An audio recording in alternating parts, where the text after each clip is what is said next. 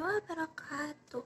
Hai, perkenalkan nama saya Almira Yusafa dari kelas 10 K4, nama presensi 2. Di video tugas kali ini, saya akan memberikan reaksi terhadap video yang nanti akan saya tampilkan. Sebelumnya, di sini saya mendapatkan tema dinamika kelahiran Pancasila bab 1B. Mari menyaksikan videonya terlebih dahulu. Saya melihat bahwa kalau ngomong Pancasila bagi saya itu adalah membaca awalnya dari pidato Bung Karno lahirnya Pancasila.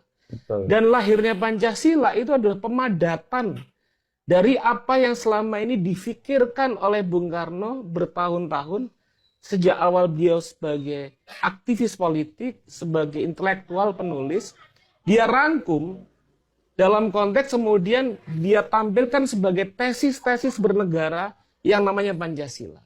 Jadi sila Pancasila itu bukan hanya nilai moral bagi saya.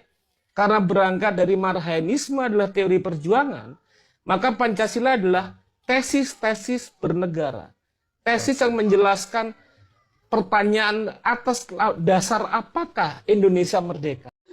Oke, jadi saya mengambil video tersebut dari podcast atau Pututia Podcast. Nah, setelah menonton video tadi, saya merasa video tersebut cukup membuka wawasan karena bukan hanya membahas tanggal atau suatu peristiwa, tapi lebih ke proses pemikiran Bung Karno yang panjang sebelum Pancasila akhirnya lahir. Di situ juga dijelaskan bahwa Pancasila bukan hanya 5 sila yang biasanya kita hafal, tapi juga hasil pemadatan pergelutan intelektual Bung Karno selama bertahun-tahun.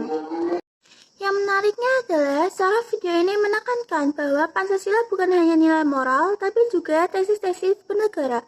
Maksudnya, setiap sila Pancasila merupakan jawaban-jawaban atas pertanyaan besar Bung Karno, yaitu atas dasar apa Indonesia berdiri?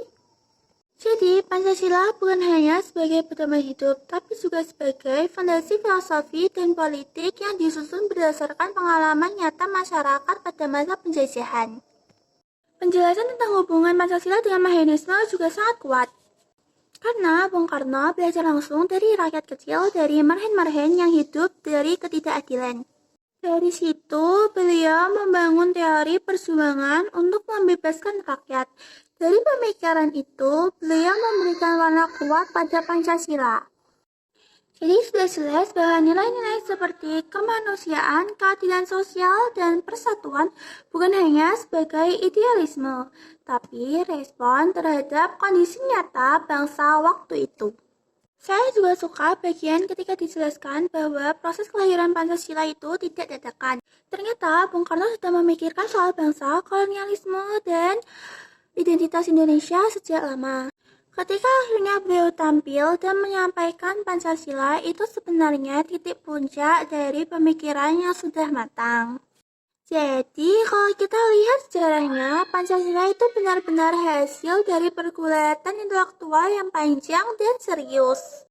Video itu juga mengajak kita untuk melihat Pancasila sebagai sesuatu yang hidup, bukan cuma hafalan 5 poin, tapi juga sebuah gagasan besar yang muncul dari konteks sejarah dan perjuangan. Ketika kita tahu proses kelahirannya, kita jadi lebih paham kenapa sila-sila tersebut disusun menjadi seperti itu dan makna apa yang ada di dalamnya. Secara keseluruhan, reaksi saya terhadap video tersebut adalah penjelasan dari video tersebut sangat membantu sekali sehingga dapat mengubah cara pandang saya. Maksudnya, kita bukan hanya menghafal 5 sila Pancasila, tapi juga harus memahami logika, sejarah, dan visi besar Bung Karno di baliknya. Sekian dari saya mohon maaf apabila terdapat salah kata atau cara penyampaian saya yang kurang jelas atau belibet. Wassalamualaikum warahmatullahi wabarakatuh. See you.